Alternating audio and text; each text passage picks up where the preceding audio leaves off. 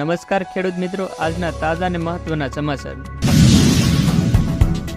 ગુજરાતમાં ફરી વાયરસની એન્ટ્રી. દેશભરમાં કોરોના વાયરસ ધીમે ધીમે દેશભરના તમામ રાજ્યોમાં પગપેસારો કરી રહ્યો છે.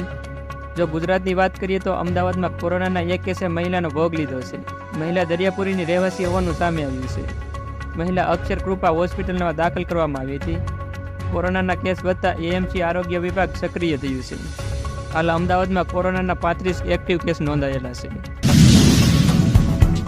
નવા વર્ષે મોટી ભેટ. લોકસભાની ચૂંટણી પહેલા મોદી સરકાર આગામી બજેટમાં ખેડૂતો માટે પોતાની તિજોરી ખોલી દેવાની તૈયારીઓ કરી રહી છે. કૃષિ મંત્રાલય સાથે સંકળાયેલા અધિકારીઓનું કહેવું છે કે ખેડૂતોની આવક વધારવાની સાથે તેને મળનારી આર્થિક સહાયની માંગમાં પણ 1.5 ગણો વધારો કરવામાં આવશે. આ અંતર્ગત ખેડૂતોને 6,000 રૂપિયાને બદલે 9,000 રૂપિયાને આપવામાં આવશે. ડ્રોન ખરીદવા માટે 75% સબસિડી. કેન્દ્ર અને રાજ્ય સરકાર ખેડૂતોને એગ્રીકલ્ચર ડ્રોન ટેકનોલોજી અપનાવવા માટે પ્રોત્સાહનના ભાગરૂપે 75% સુધીની સબસિડી આપી રહી છે. ખેડૂતો ઉપરાંત કૃષિ તાલીમ સંસ્થાઓ અને કૃષિ યુનિવર્સિટીઓને ઉત્પાદન સંસ્થાઓ, કૃષિ સ્નાતક યુવાનો, SC/ST કેટેગરીની મહિલાઓ ખેડૂતોને લાભ લઈ શકે છે. કૃષિ તાલીમ સંસ્થાઓ અને કૃષિ યુનિવર્સિટીને ડ્રોન ખરીદવા પર 100% અથવા 10 લાખ રૂપિયા સુધીની ગ્રાન્ટ મળશે. હવામાન વિભાગની આગાહી. હવામાન વિભાગ દ્વારા વરસાદને લઈને આગાહી કરવામાં આવી છે. હવામાન વિભાગના ડાયરેક્ટર મનોરમા મોહંતીએ જણાવ્યું હતું કે હવામાન વિભાગ દ્વારા આગામી 5 દિવસ માટે આગાહી કરી છે. આગામી 5-7 દિવસમાં વરસાદની શક્યતા નહીવત છે. તેમજ 2 દિવસ તાપમાન યથાવત રહેશે. તેમજ ત્રીજા દિવસથી તાપમાનમાં 2 ડિગ્રીથી વધારો થશે.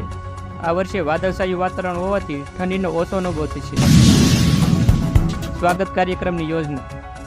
વડાપ્રધાન નરેન્દ્ર મોદીની પ્રેરણાથી 2003થી શરૂ થયેલા સ્વાગત ઓનલાઈન જનફરિયાદ નિવારણ કાર્યક્રમ અન્વયે દર મહિનાના ચોથા ગુરુવારે રાજ્ય સ્વાગત યોજના યોજવામાં આવે છે.